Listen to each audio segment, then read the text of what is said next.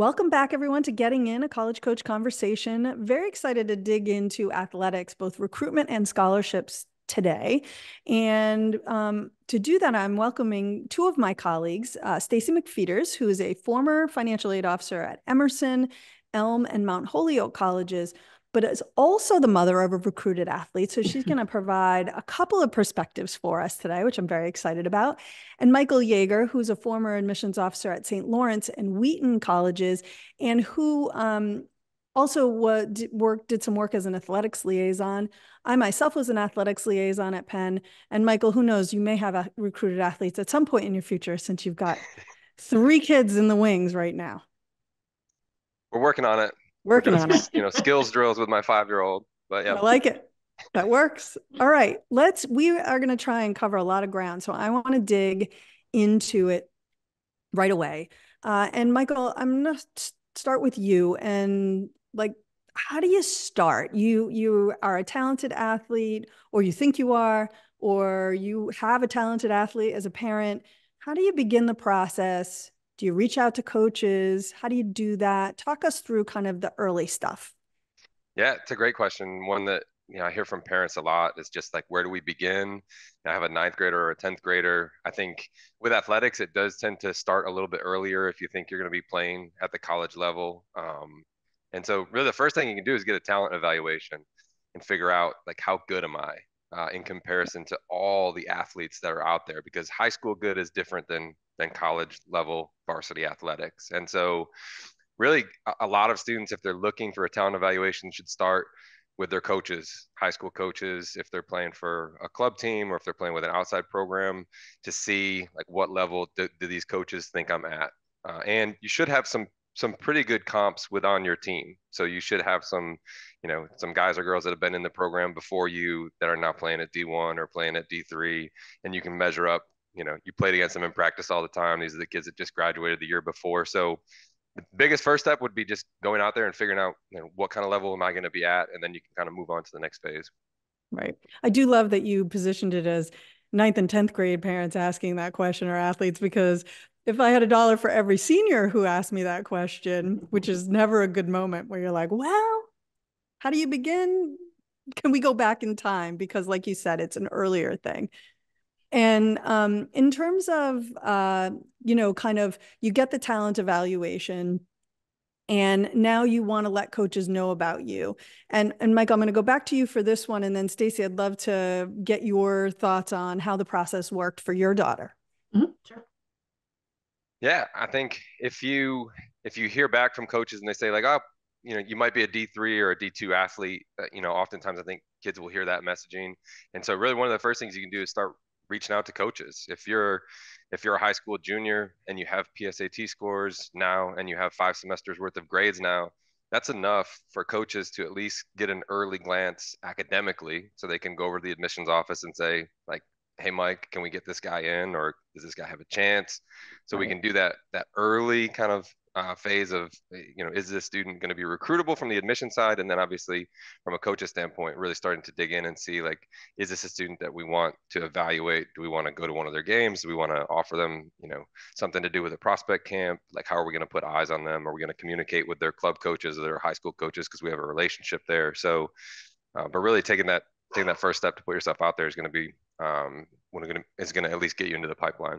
Right. And then, of course, we don't want to forget that there are going to be coaches who will actually, when they're allowed to, reach out to athletes as well. But I do think we're talking today maybe a little bit more to those who haven't heard from coaches yet. But Stacey, talk us through what happened with Delaney. Yeah, so I agree with everything Michael said.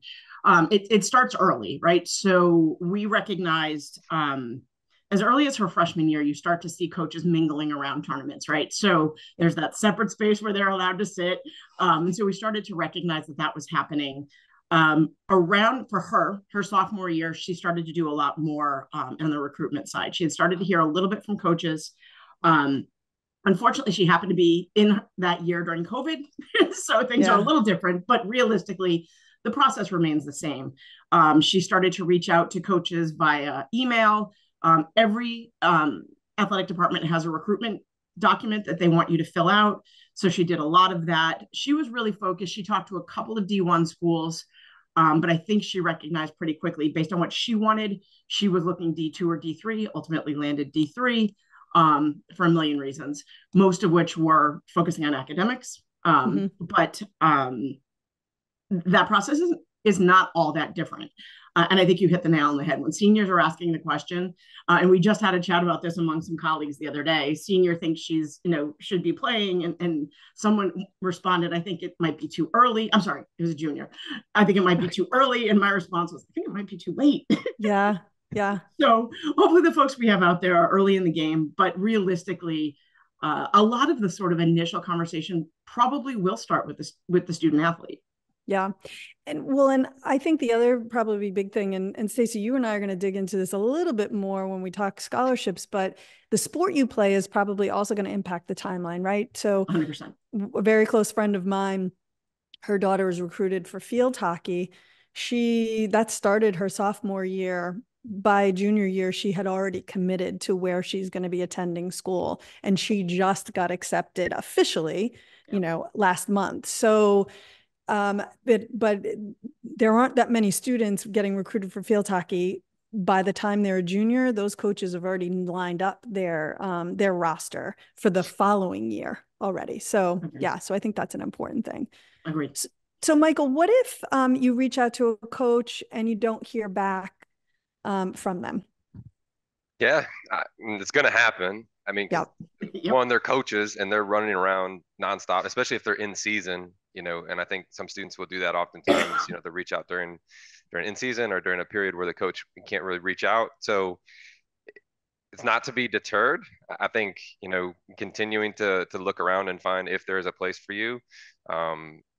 But a lot of times, you'll get stock communication from coaches too. And so discerning what's the difference between getting invited to a prospect camp that everybody's getting invited to versus a coach texting you at 8 o'clock asking how your game went the day before.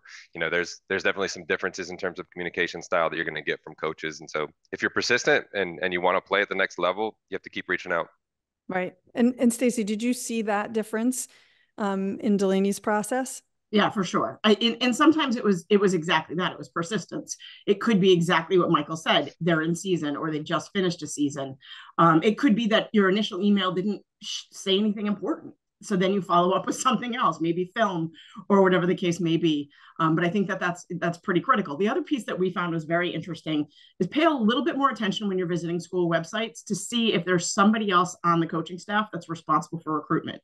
So often students will reach out to the head coach, but really it's one of the assistants that's in charge of frontline recruitment, probably at the beginning stages. Right. And for sure, there was a little more traction when you found somebody that you could get to respond, to be honest. So yeah. Yeah. You mentioned, both of you, I think, mentioned video. Does every athlete need a highlight reel, or is that only essential for some? What are your thoughts? I'm curious to hear a little bit about Stacey's experience, because my experience with coaches has been that the highlight reel isn't necessarily something that they're looking for, that they want to see the whole game. They want to see a kid respond when they get knocked down. They want to see a kid communicate with their teammates. How are they leading? How are they acting inside of a huddle? Like all those things that a college coach is thinking about, like, I'm going to bring this kid into my program, into our family. Like, we want to see the whole thing, not just the 4-minute clipped up spots of a kid, with their best 4 minutes of the year. But I don't know if Stacey, having just gone through this, if she was asked for highlights or if she was asked for full game tapes. 100%. So it's funny that, I think I said film, and then I actually was going to correct myself. So she did start with a highlight reel, because I think, like anyone, you want to send something short to get started. But I will tell you, across the board, unequivocally, she was asked for game film, and had to send several: a winning game, a losing game, and they asked for full film. So I think that's exactly what they're looking for, is not just those, everybody's going to grab their highlights, but what happens when you're, subbed out or called for a foul that you don't agree with, or whatever the case may be. So yeah, for sure, there was a lot of full game film being handed over. My bottom line message to families here too is do not spend a ton of money to have something fancy put together, because I'm guarantee you that the full game film is not fancy at all. It's probably No, like, it's usually ooh, pretty that was a bad. funky angle. And can they, like, but you're just watching like whatever some parent filmed on the sidelines. And that's fine. They don't need fancy. They need to see what the athlete can do in all those scenarios that you guys just explained. So please don't go spend a lot of money on that. That is not something you need. So, Michael, you mentioned discerning the difference between being invited to attend a prospect camp that maybe everyone is attending and getting a text. So talk to us about prospect camps. Does that mean you're being recruited? It could.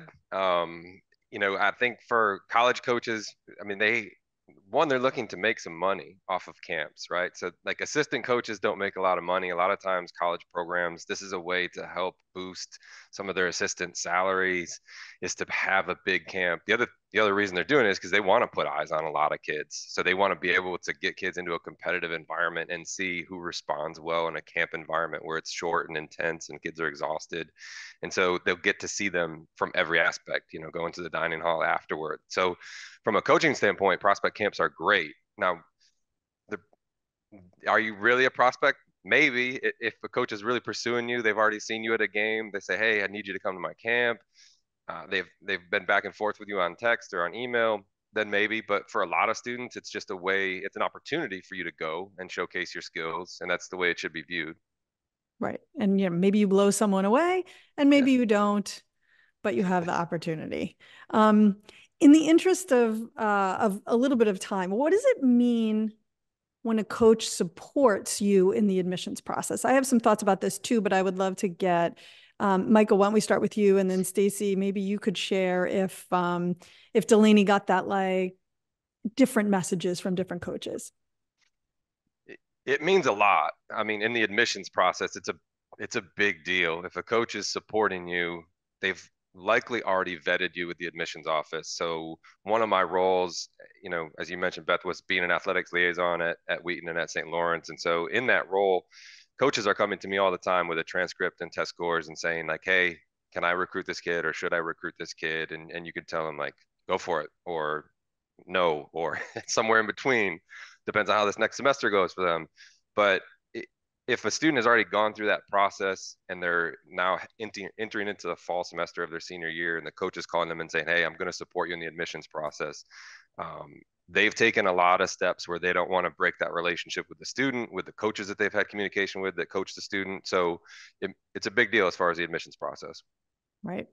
And Stacey, what was your experience with that, or Delaney's experience? Yeah, I agree. So I can actually provide two perspectives on that. So in the admission/recruitment process, when a coach tells you they're going to support you, it's critical, especially if the school might feel like it might be slightly out of reach from an admissions perspective. But also, again, remembering that Delaney went D3, there was a little scholarship antics involved as well. So, the coach always would keep one or two players in their pocket. They would go to committee for higher scholarship opportunities if they were awarded via merit or leadership or whatever the case might be. Again, recognizing that D3 schools don't award athletic scholarships.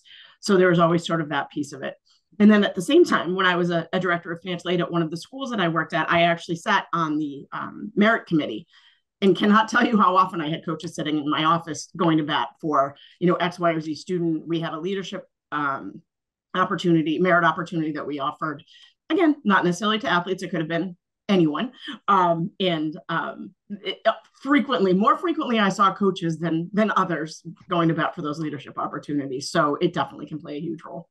Yeah, and the only nuance I wanted to add into this is you have to pay attention to what the coach is saying, and typically they are going to say, "I am supporting you with the admissions process," but what they might say is, "I can't fully support you in the admissions process, but I can put in a good word with you for you with admissions." My experience at Penn, that's meaningless. Because we would say to the coaches, if this athlete is important to you, then they better be on your list. If they're not on your list, it's just another student. And there were enough recruited athletes that we didn't have space to then consider someone who wasn't sort of like actively up for a roster spot. And so when I have a student who says to me, "Well, the coach isn't going to, isn't giving me a spot, but they said they're going to put in a good word for me with admissions, my immediate reaction is doesn't matter. That's not going to impact. You're getting in because of your record, not because of your athletics. And so I think that's an important distinction too. And I also want to encourage families to ask if you're not quite sure what the coach means when they say, I'm going to support you in the admissions process. Ask them, what does that mean? You should never be afraid to ask questions that clarify things for you, because it could mean that two coaches are saying the same thing, but one means, yeah, we're supporting you. I'm going to admissions and you're probably getting in. And the other could just mean, oh, I'm going to put in a good word for you. And, you want to act accordingly. And, ideally you like the coach in the school that's supporting you more than the one that's not really supporting you. So I think those are important distinctions. Michael, anything else on that initial recruitment process? We're going to take a quick break and go to scholarships, but before we do that, I know there's a couple of other things we wanted to hit on, like early decision, things like that. I mean, just to bounce off like what we were just talking about, if a coach is saying they're going to support you, oftentimes there will be a caveat with that. A coach will say, I'm going to support you at early decision, because they're looking at their recruitment board and they have, 5 point guards. And if they can lock their top choice in at early decision, now they can celebrate. They know that they have their point guard next year. They can move on to the next position. They can start, working to build the depth of their roster. But that may be an additional caveat that, especially a lot of D3 schools and more competitive academic schools that offer early decision, that can be a particular carrot that coaches use. Okay. All right. We're going to take a quick break. And when we come back, we're going to talk about scholarships and then have some final thoughts, particularly around parents' role in the process, and some things like that. So don't go away. All right. Perfect. All clear. All right. Great. Thanks. All right. So Michael, you had a couple of good ones that I do want to get to a little bit. Wait, let me close this because I'm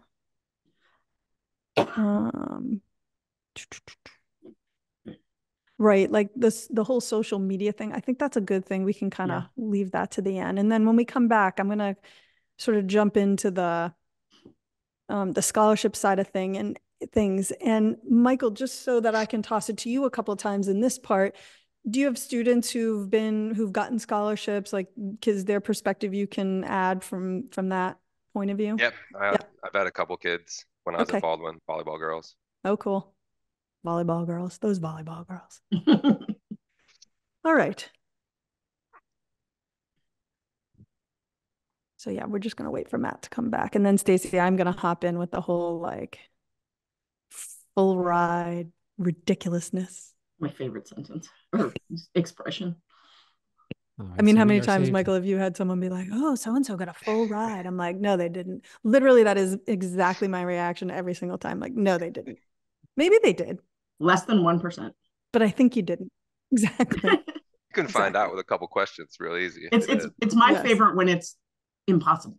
When it's a no merit, no scholarship school. I'm like, full ride to Harvard? Like, nope.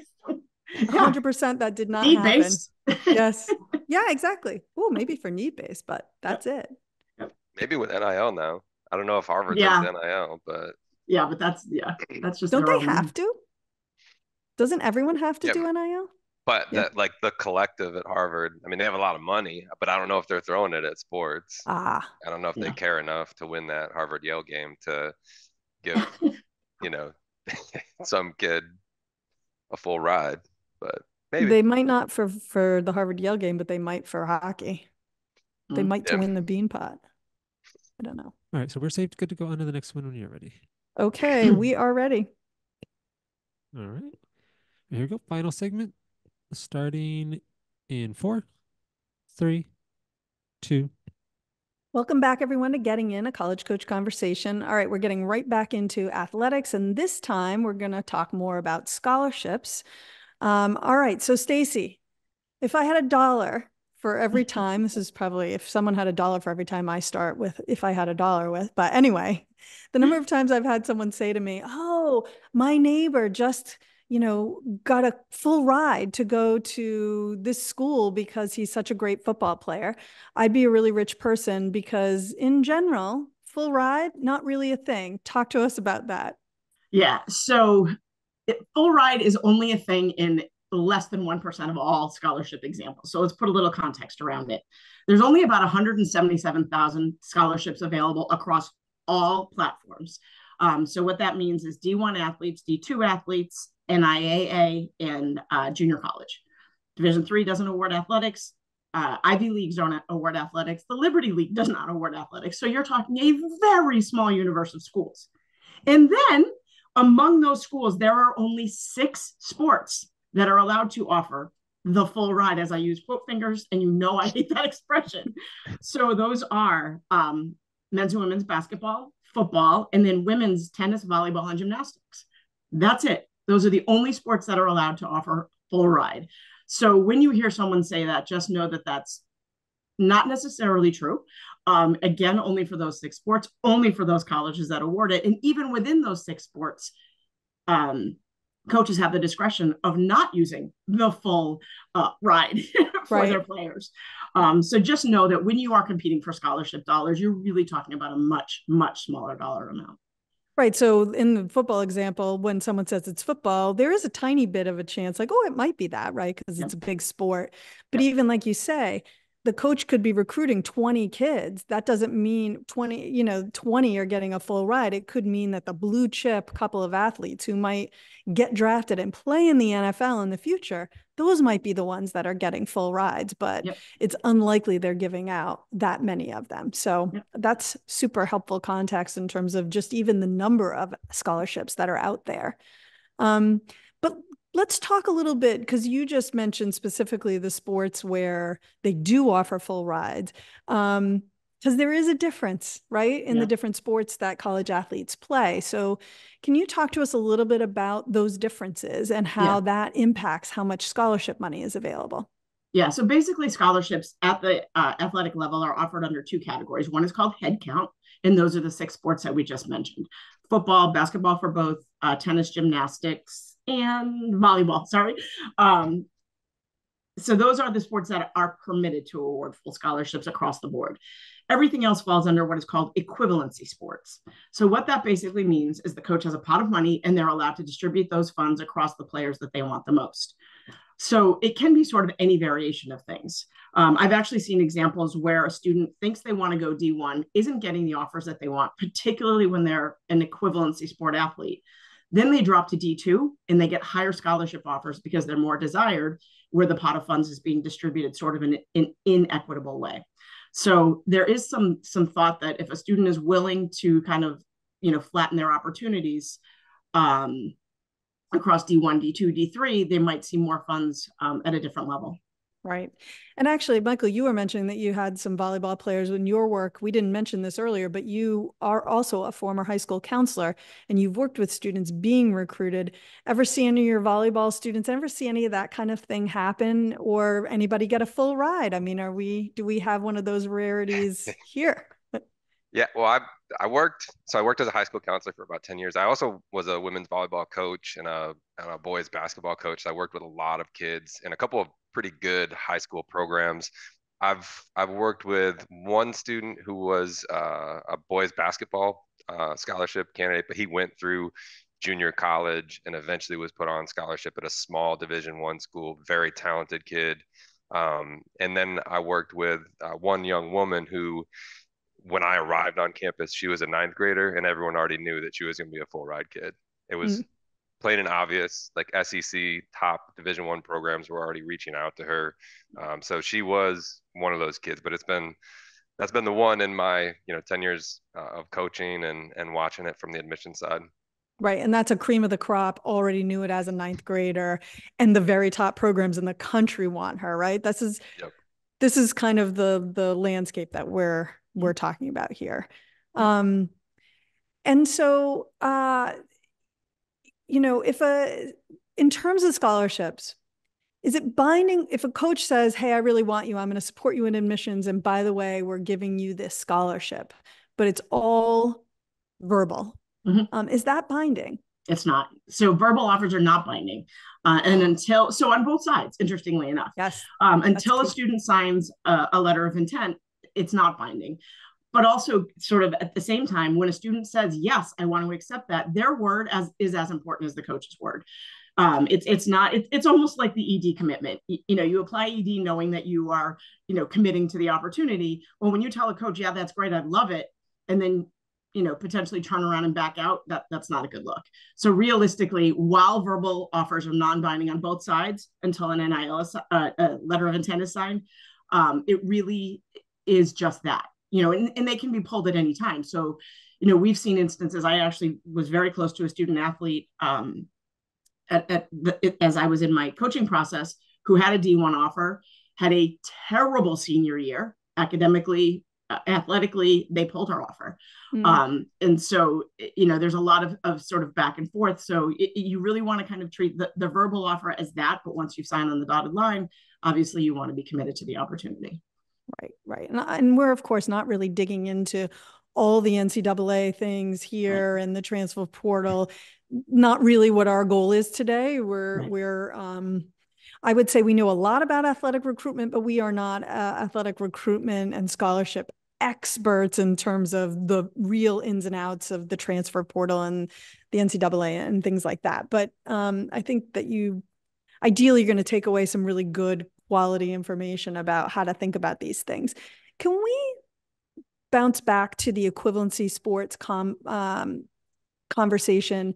Because, the key is that those D1 sports that you mentioned that do give full rides are often revenue driving sports, right? And the equivalency are not necessarily, but some of those are going to be bigger sports than others. Like ice hockey at Cornell, where I went, is the big sport. That, men's ice hockey, they're probably making some money off of that.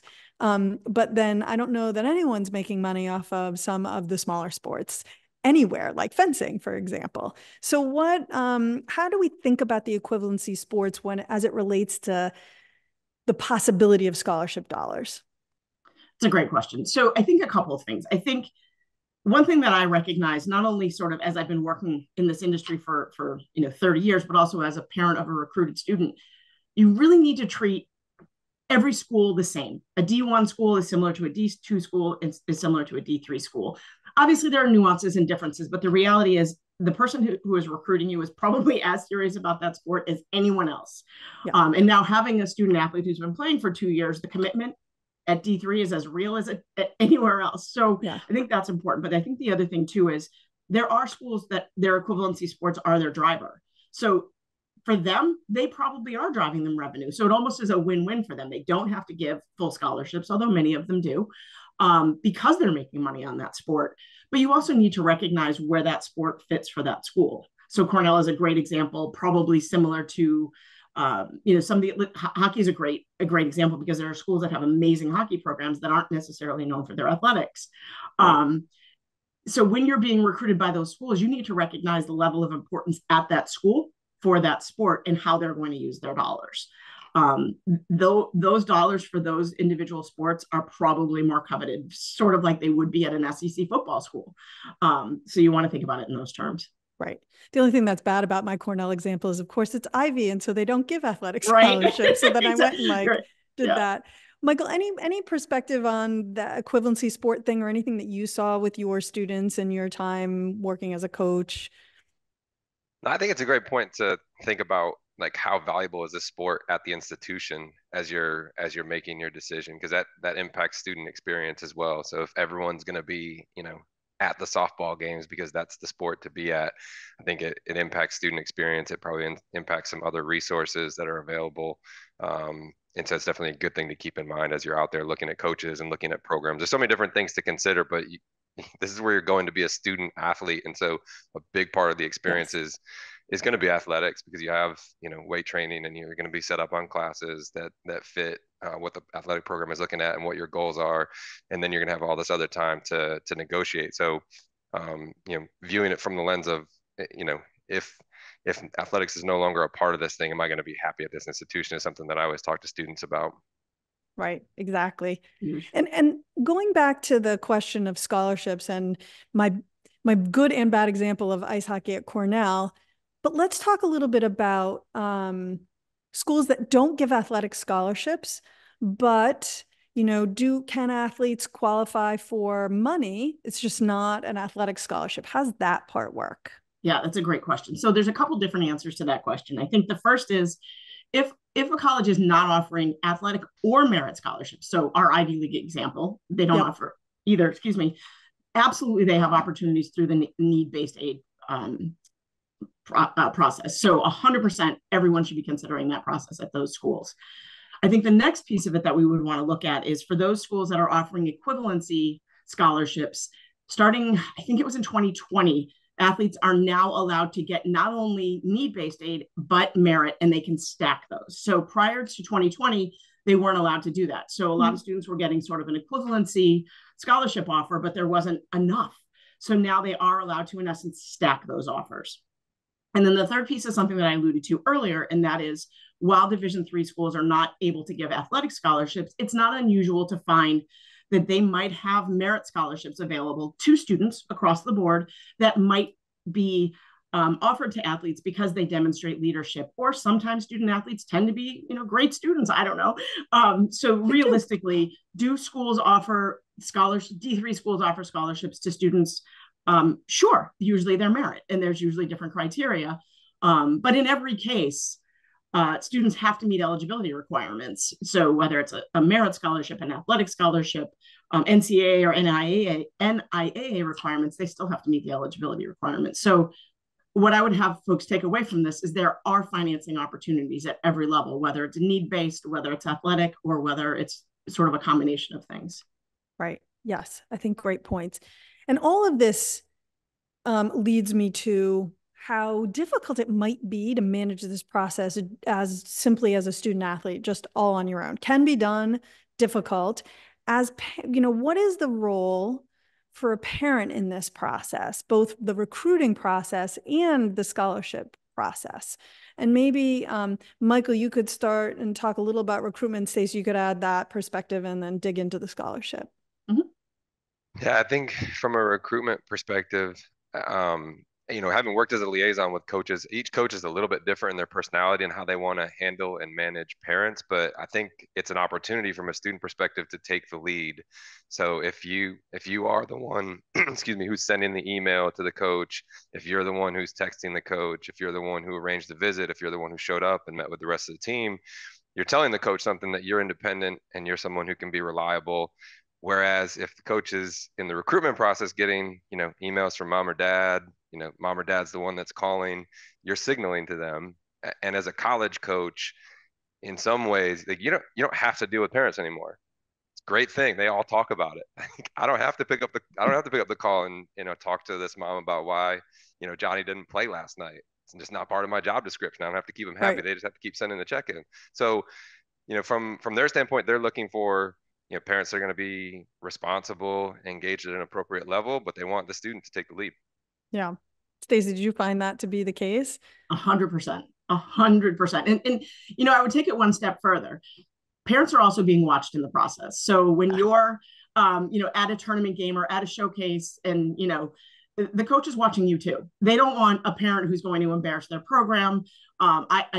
True story, very good friend of mine had a little unfortunate moment at a tournament game and knows that she cost her daughter an offer. Coach told her.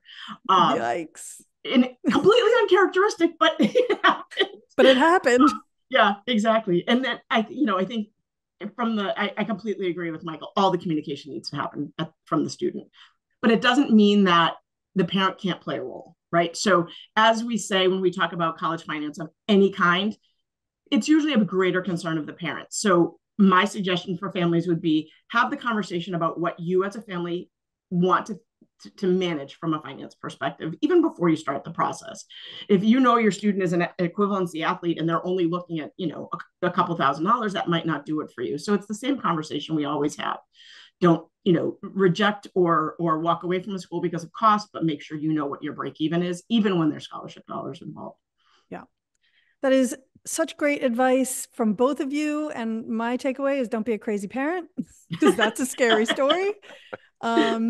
So I appreciate you so much coming on, sharing your personal and professional perspectives on both athletic recruitment and scholarship. We get a lot of questions about this, and I'm hoping that we managed to answer all those questions today. And if we didn't, then you can always shoot us a question on Facebook, on Instagram. You could send us a question at gettingin.voiceamerica@gmail.com. Thank you to all of my guests for being here today. Next week, Ian is hosting. We're talking about supporting high achieving students in the admissions process, the nuts and bolts of engineering, and it's Financial Aid Awareness Month. Easy for me to say. So you want to tune in. We're going to have all kinds of interesting things for that. And don't forget, we are here every Thursday at 4 p.m. Eastern and 1 p.m. Pacific.